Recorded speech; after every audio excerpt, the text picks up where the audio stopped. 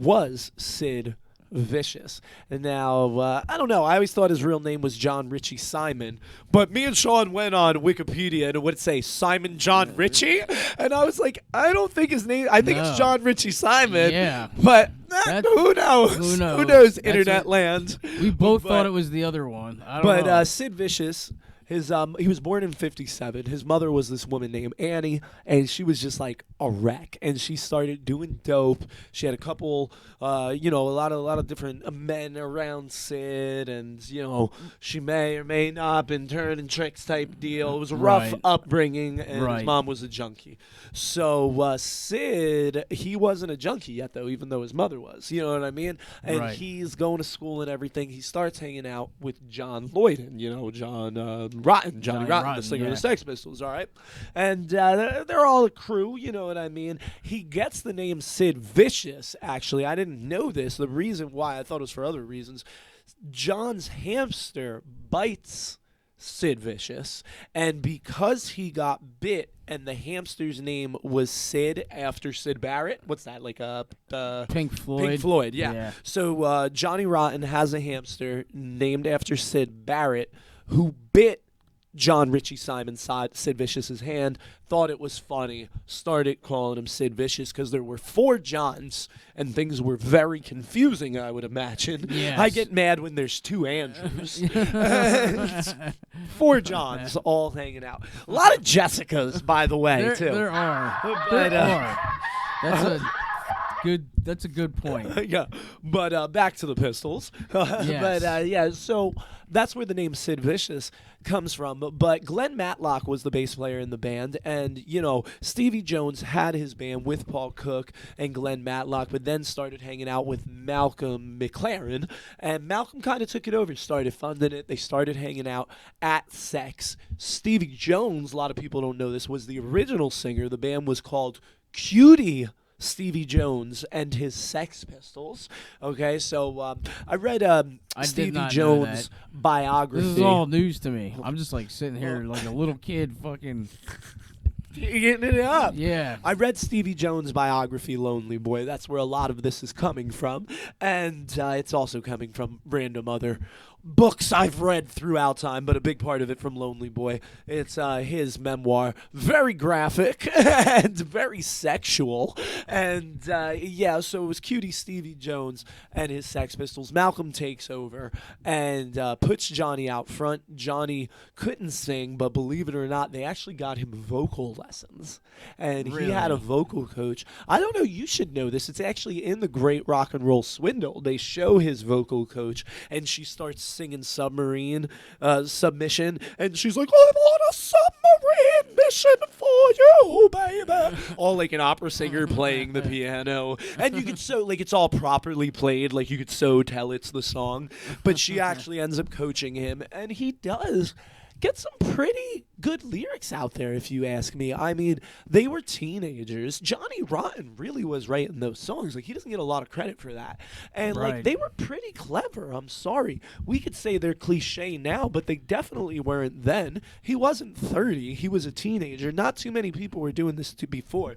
They were going out of their way to be disrespectful. And as Americans, I don't even think we really grasp the content because, I don't even really know what the fuck Jubilee is, but I know it's a huge fucking thing there. And it has something to do with the Queen. It's like her fucking anniversary or birthday. It's kind of like an Independence Day mixed with President's Day. And, it's a constitutional monarchy, but the motherfuckers love the Queen. You know what the fuck I'm saying? It's like Colin Kaepernick kneeling at the flag is like not liking the Queen is like, you know what I mean? They're like, fucking.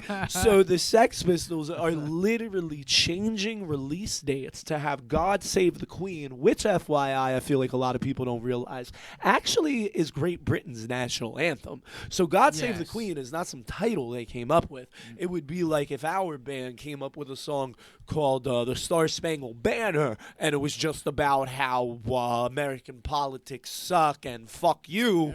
So, and then they purposely were releasing it on Jubilee, and it would be like me and Sean purposely releasing this, Go Fuck Yourself America song on the 4th of July. That's what they were doing with God Save the Queen. Yeah. And that's why it was such a controversy, and that's why you had stories about people breaking into like DJs' offices and like smashing the place up, and cops coming in and beating up record distributors like with the Anti-Nowhere League. And that's also, referencing last week's episode, why I think punk rock took off a little further in the UK. I think when you oppress people, it causes more rebellion, more of a fight back. I totally agree with that. Yeah, that's why, like, the pastor's daughter, son of a preacher man, like, you know what I mean? Like, they're the bad one because they've been locked up and then, go to college, and then this isn't a real thing, but that's the stereotype, you know what I mean? And then they're a little slut, you know what I mean? But same principle. So with the English people, especially the youth, just being so oppressed, it just led rebellion caught on harder.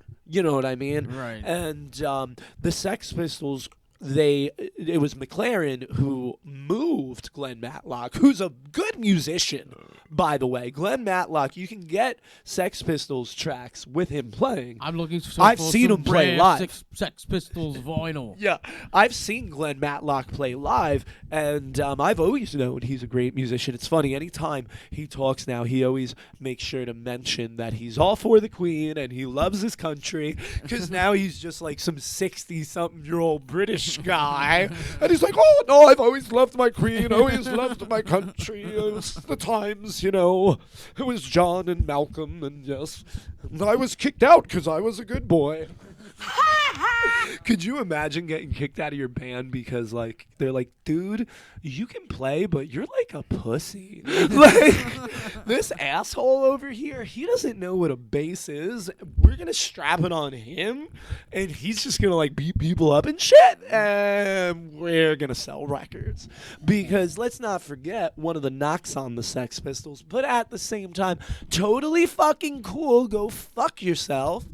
The swindle with the idea is the Sex Pistols, Malcolm's idea, getting the Pistols signed to a label. So EMI, okay, so these are major labels like Sony and Warner Brothers and Virgin, like labels like of that stature nowadays, and some of those were the actual labels, and they would get them signed to a label like that, and then, you know, Sid Vicious would take a piss out in front of Buckingham Palace or some shit, you know what I mean?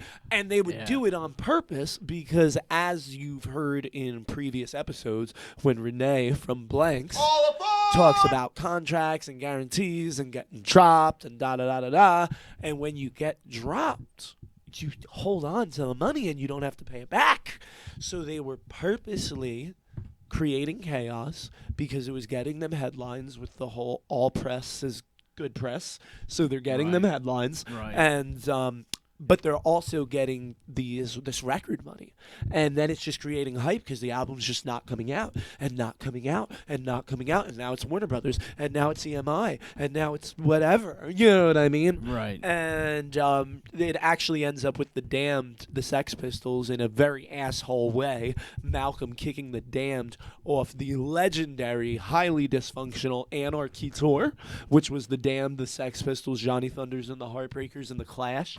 Could you imagine about being at one of those successful shows, if there were any? So it was only supposed to be like, I think they only ended up doing like 8 dates. It was supposed to be a whole wide thing, but it all just fell apart, and the Damned ended up releasing the new Rose single, and the Sex Pistols kicked them off the tour because that goes down as the first British UK punk release.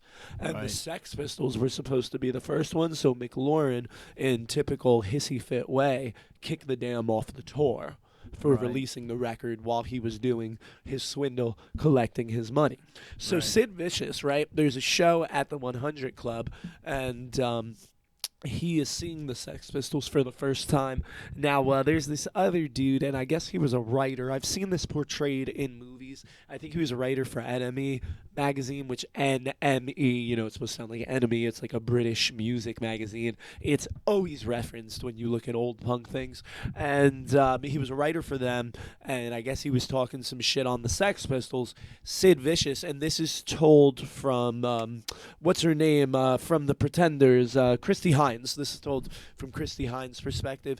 it was her ex-boyfriend, this dude who was with the Sex Pistols, a writer for NME, is in this 100 club with Sid Vicious. Sid Vicious sees him. He knows he's been talking shit, and it's Christie's ex-boyfriend. He pulls this chain and hits fucking dude from NME with the chain. All right, and Chrissy says he always carried it around. That got him more on Malcolm's radar, and he started. Actually, it took a lot. They were there for a couple years, hanging out at the sex club that Malcolm and Vivian ran on Kings Road in Chelsea that we were talking about in the other episode. And then that's when he decided to make the move and be like, I kind of feel like Matlock's a bitch, and Vicious has got a lock around his neck, and he's hitting people with a chain. I think I want that. So then, boom, he kicks out fucking Glenn and replaces him with someone who doesn't even know how to play. Now, Sid was in and out of bands trying to be, I can compare him to some people we would know, but I won't. He is trying to start some bands. You come across this band called like Flowers of Romance, and it was going to have like Billy Idol on vocals and like someone from The Clash, but like they're always like talking about the band and it never happens. Sid was also going to try out for The Damned instead of, what's his name? Renee would smack me. What's his name? Davey, not Sensible, the other guy. Oh, Jesus. Look up the dude from The Damned's name, Davey or David. Look up his fucking name. Dave Vanian? Yes, okay. So he was going to try out, but Sid Vicious blows off the audition, and he probably wouldn't have done well anyway. And but then finally lands in the Sex Pistols. He's actually not on any recordings. He's credited on the Bullocks album, but as the bass player, which is their only full-length album. But it's actually Stevie Jones, the guitar player, playing bass overdubbed because Sid Vicious was in the hospital with hepatitis that he apparently caught with Nancy, sharing them needles. I wonder how that happened. Which, takes the story to its tragic ending. And this is where we're going to start to rewrite things. But first, we'll tell the story as its true form. And then we'll play a song. And then we're going to come back with how me and Sean are going to rewrite Sid Vicious's history. Okay, so, Sid gets strung out on dope. Sex Pistols break up. Nancy starts taking over. Sydney! Acting like his manager, being a bitch. What I mean?